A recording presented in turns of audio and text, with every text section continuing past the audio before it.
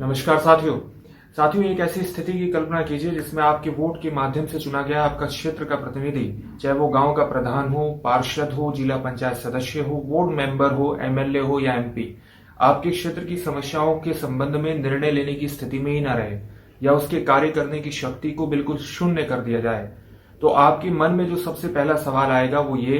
कि आखिर मेरे क्षेत्र की समस्याओं का समाधान मेरा प्रतिनिधि करेगा किस प्रकार से। मैं ऐसा सोचने के लिए आपको इसलिए कह रहा हूं क्योंकि अब दिल्ली के साथ कुछ ऐसा ही होने जा रहा है। केंद्र सरकार जो नया कानून लेकर के आई है, government of national capital territory of Delhi amendment act 2021, इसने 91 के अधिनियम में इस प्रकार के संशोधन किए हैं जो दिल्ली और केंद्र सरकार के बीच राजनीतिक संघर्ष के एक नए क्षेत्र को खोलते हैं, और जो केंद्र सरकार का दावा है कि ये दिल्ली के प्रशासन को और ज्यादा पारदर्शी, बेहतर बनाएगा, कम से कम उस उद्देश्य की पूर्ति तो नहीं करते। इन संशोधनों का कोई बहुत ज्यादा विश्लेषण करने की आवश्यकता नहीं है, बल्कि आप इनको केवल सुनकर ही समझ जाएंगे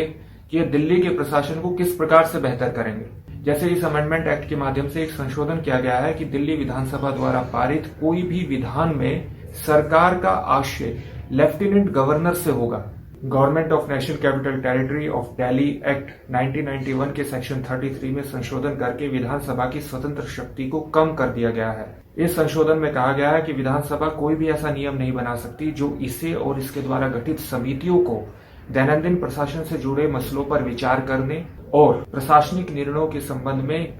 इंक्वायरी कंडक्ट करने में सक्षम बनाती हो। और अगर ऐसा कोई नियम इन संशोधनों के लागू होने से पूर्व बनाया गया है तो उसे प्रभाव शून्य माना जाएगा। साथ ही विधानसभा के कार्य संचालन और प्रक्रिया नियम लोकसभा के कार्य संचालन और प्रक्रिया नियमों से असंगत, इनकंसिस्टेंट नहीं हो सकते। ऐसा भी एक संशोधन किया गया है। एक और संशोधन जो किया गया है वो तो चुनी हुई सरकार के सभी अधिकारों को ही वापस ले लेता है, क्योंकि इसके अनुसार दिल्ली की चुनी हुई सरकार को कोई भी एग्जीक्यूटिव एक्शन लेने से पहले लेफ्टिनेंट गवर्नर की ओपिनियन लेनी ही होगी। और केंद्र सरकार ने मुख्य रूप से दो उद्देश्य इन संशोधनों के करने के पीछे बताए हैं। पहला है लेजिस्लेचर और एग्जीक्यूटिव के बीच सद्भावनापूर्ण संबंधों को बढ़ावा देना,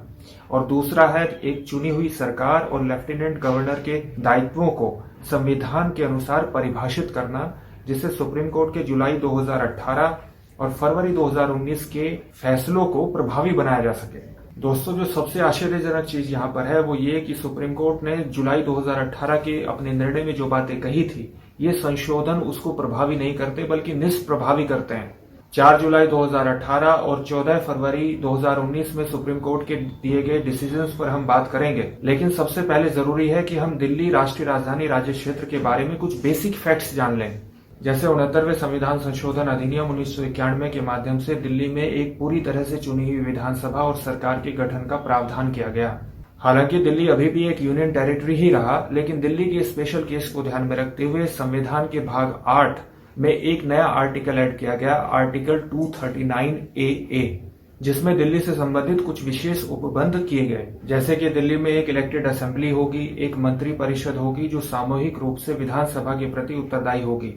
दिल्ली की विधानसभा को स्टेट लिस्ट और कॉन्करेंट लिस्ट के सभी विषयों पर विधान बनाने की शक्ति होगी, सिवाय स्टेट लिस्ट के 3 विषयों के। विषय नंबर 1 पब्लिक ऑर्डर, विषय नंबर 2 पुलिस और विषय नंबर 18 भूमि, लैंड। इन 3 विषयों को विधानसभा की शक्ति से बाहर रखा गया। सुप्रीम कोर्ट ने 14 फरवरी 2019 को government of national capital territory of Delhi versus union of India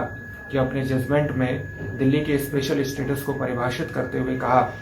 कि 69वें संविधान संशोधन अधिनियम का उद्देश्य दिल्ली में एक लोकतांत्रिक व्यवस्था बनाना और सरकार के रिप्रेजेंटेटिव फॉर्म को एस्टेब्लिश करना था, जहां दिल्ली से संबंधित कानूनों और नीतियों को बनाने में संविधान द्वारा लगाई गई लिमिटेशंस के साथ बहुसंख्यकों को अपनी ओपिनियन रखने का अधिकार रहे। लेकिन साथियों, अगर आप थोड़ा सा पीछे जाएं, वर्ष 2015 में जब से दिल्ली में आम आदमी पार्टी की सरकार आई है, तो दिल्ली की चुनी हुई सरकार और लेफ्टिनेंट गवर्नर के बीच जो मतभेद का सबसे मुख्य पॉइंट रहा है वो रहा है संविधान का आर्टिकल 239AA का क्लोज 4, जिसके अनुसार लेफ्टिनेंट गवर्नर और मंत्री परिषद के बीच किसी विषय पर मतभेद होने पर लेफ्टिनेंट गवर्नर ऐसे विषय को प्रेसिडेंट को रेफर कर सकेंगे, और जब तक प्रेसिडेंट का इस विषय पर कोई विचार नहीं आ जाता है, लेफ्टिनेंट गवर्नर जो आवश्यक समझे इस विषय से संबंधित निर्णय ले सकेंगे, 4 जुलाई 2018 को सुप्रीम कोर्ट की संविधान पीठ ने इस मसले पर अपना निर्णय देते हुए कहा कि दिल्ली की चुनी हुई सरकार को अपने निर्णयों पर लेफ्टिनेंट गवर्नर की सहमति लेना अनिवार्य नहीं है और किसी भी मतभेद की स्थिति को रिप्रेजेंटेटिव गवर्नमेंट की कॉन्स्टिट्यूशनल प्राइमेसी, संवैधानिक प्रधानता और कोऑपरेटिव फेडरलिज्म के सिद्धांतों को ध्यान में रखते हुए सुलझाया जाना चाहिए। सुप्रीम कोर्ट ने अपने निर्णय में लेफ्टिनेंट गवर्नर के लिए मतभेद वाले विषयों को प्रेसिडेंट को रेफर करना बेहद मुश्किल कर दिया, क्योंकि सुप्रीम कोर्ट ने कहा कि लेफ्टिनेंट गवर्नर मैकेनिकली और माइंडलेसली मुद्दों को रेफर नहीं कर सकते और किसी भी मतभेद की स्थिति को कानून और कार्य संचालन नियमों के दायरे में रहकर के सुलझाया जाना चाहिए। अब दोस्तों, सुप्रीम कोर्ट के इन निर्णयों को ध्यान में रखते हुए आप एक बार फिर सरकार द्वारा किए गए संशोधनों को याद करिए, जो कहते हैं कि दिल्ली सरकार का अर्थ होगा लेफ्टिनेंट गवर्नर और चुनी हुई सरकार को कोई भी निर्णय लेने से पहले लेफ्टिनेंट गवर्नर की अनुमति लेनी होगी। और ये सब करते हुए सरकार कह भी रही है कि हम सुप्रीम कोर्ट के निर्णयों को प्रभावी करने के लिए ऐसा कर रहे हैं। मुझे लगता है दोस्तों, केंद्र सरकार के निर्णय क्या थे ये जान लेने के बाद अब वास्तव में कुछ कहने के लिए बाकी नहीं रह गया है कि केंद्र सरकार कोई ऐसा काम नहीं कर रही है कि दिल्ली सरकार की फंक्शनिंग और बेहतर हो जाए। जैसे ये संशोधन की दिल्ली विधानसभा अपने कार्य संचालन के ऐसे नियम नहीं बना सकती जो लोकसभा प्रक्रियाओं और नियमों से असंगत हों। किसी भी विधानसभा का ये प्रिविलेज होता है, विशेषाधिकार होता है कि वो अपनी प्रक्रियाओं और कार्य संचालन के नियमों को बना सके, क्योंकि हर लेजिस्लेटिव बॉडी दूसरी लेजिस्लेटिव बॉडी से स्वतंत्र होती है और लोकसभा का दिल्ली विधानसभा पर कोई कंट्रोल नहीं है। जिस प्रकार से लोकसभा कोई कानून बना करके नहीं कह सकती कि राज्यसभा के कार्य संचालन और प्रक्रिया नियम लोकसभा से असंगत नहीं होने चाहिए, क्योंकि राज्यसभा एक स्वतंत्र लेजिस्लेटिव बॉडी है। इसी तरह से विधानसभा का ये अधिकार होता है कि वो एग्जीक्यूटिव के निर्णयों की समीक्षा करे, क्योंकि एग्जीक्यूटिव मंत्री परिषद सामूहिक रूप से विधानसभा के प्रति उत्तरदायी होती है। ये एग्जीक्यूटिव रेस्पॉन्सिबिलिटी सरकार की संसदीय व्यवस्था का सार होती है और हमारे संविधान के बुनियादी ढांचे में शामिल है। बुनियादी ढांचा संविधान का वो हिस्सा है जिसमें सरकार संविधान संशोधन अधिनियम के माध्यम से भी परिवर्तन नहीं कर सकती। केंद्र सरकार द्वारा दिल्ली से संबंधित लाए गए संशोधनों में से एक संशोधन कहता है कि दिल्ली विधानसभा ऐसे नियम नहीं बना सकती जो इसे और इसके द्वारा गठित समितियों को दैनंदिन प्रशासन से जुड़े मसलों पर विचार करने और प्रशासनिक निर्णयों से संबंधित इंक्वायरी कंडक्ट करने में सक्षम बनाते हो। जाहिर सी बात है कि ये संशोधन न केवल संविधान के आर्टिकल 239AA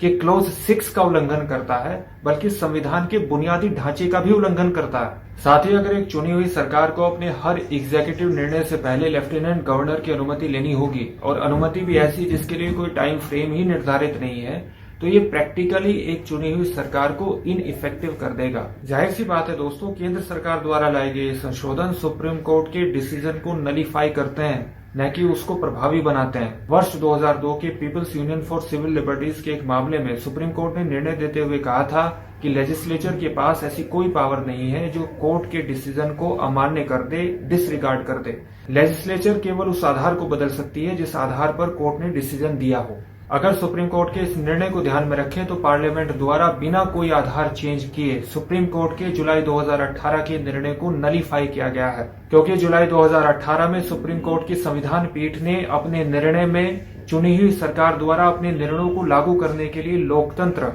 और संतुलित फेडरलिज्म को आधार बनाया था। जाहिर सी बात है, पार्लियामेंट ने संशोधन इन आधारों में बिना किसी तरह के परिवर्तन के किए हैं। पार्लियामेंट इन आधारों में परिवर्तन कर भी नहीं सकती, क्योंकि कोऑपरेटिव फेडरलिज्म संविधान के बुनियादी ढांचे का हिस्सा है और इसलिए सरकार द्वारा लाए गए संशोधन अवैध हो जाते हैं, इनवैलिड हो जाते हैं। अब अगर दोस्तों इन संशोधनों के माध्यम से एलजी को इतना ज्यादा प्रभावी बनाया गया है, तो एक सवाल तो सीधा बनता है कि विधानसभा के प्रति एलजी उत्तरदायी है या मंत्री परिषद उत्तरदायी है। और अगर एलजी विधानसभा के प्रति उत्तरदायी नहीं है तो कभी भी उनकी शक्तियों को इतना नहीं बढ़ाया जा सकता कि वो एक चुनी हुई सरकार को ही इनइफेक्टिव कर दें। दोस्तों, इन संशोधनों से एक और अजीबोगरीब स्थिति पैदा होगी।